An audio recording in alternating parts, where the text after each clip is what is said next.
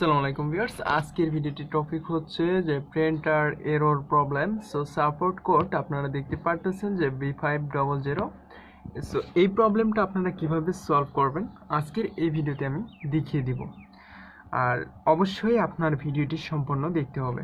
So আমার প্রিন্টারে যখন আমি ইঙ্ক রিফিল করেছিলাম তখন ওই সময় এই নোটিফিকেশনটা চলে আসছে। আমি এটার সলভ করার জন্য যে কাজটি করব সেটি হচ্ছে আমাদের পেনটাকে একটি সেটিং করতে হবে বা প্রিন্টারে সেট করতে হবে। ভিউয়ার্স, আপনারা এখানে দুইটি বোতাম দেখতে পারবেন বা দুইটি কেবল পাওয়ার কানেকশন বাটন দেখতে পারবেন। জাস্ট এখানে আপনার যে কাজটি করতে হবে সেটি হচ্ছে আপনার এই যে এখানে ফার্স্ট টাইম এখানে আপনার একটি ক্লিক দিতে হবে। ক্লিক দেওয়ার পর আপনি এই বাটনে চাপ দেবেন এবং এই বাটনে চাপ দিয়ে 1 2 3 4 5 এবার সবার লাস্টে এটা,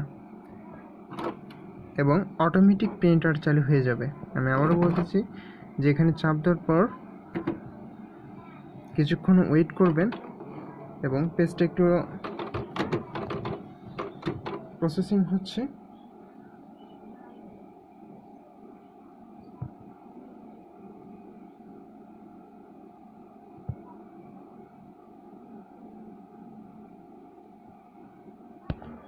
এইবার দেখুন আমার পেজটা কিন্তু অলরেডি এখানে এই যে প্রবলেমটা ছিল এটা কিন্তু আসলে সমাধান হয়েছে।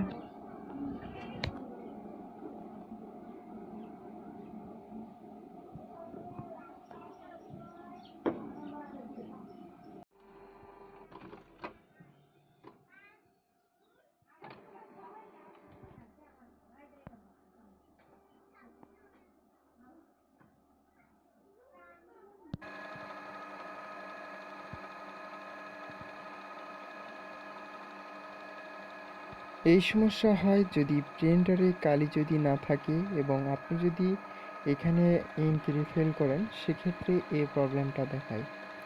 যখন আপনি দেখবেন যে এই 4টা পাইপের ভেতর আপনার ইঙ্ক পরিপূর্ণভাবে চলাচল করতেছে, তখন বুঝবেন যে এটা আপনার সমস্যার সমাধান হয়েছে। যখন আপনার এই ইঙ্কটা পুরোপুরিভাবে এই 4টা পাইপে যখন ফুল হয়ে যাবে, তখন আপনি বুঝবেন যে আপনার যে সমস্যাটি ছিল সেটা সলভ হয়েছে।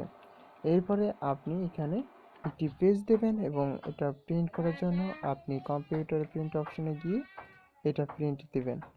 প্রিন্ট দেওয়ার পর দেখবেন যে প্রিন্ট কিন্তু এখানে অটোমেটিকভাবে নিয়ে নেবে।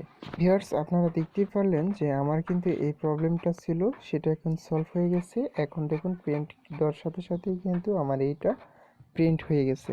সো আমি যেভাবে দেখিয়ে দিয়েছি, যদি আপনি এই ট্রিক্সটা ফলো করেন তাহলে অবশ্যই আপনার এই সমস্যার সমাধান হবে।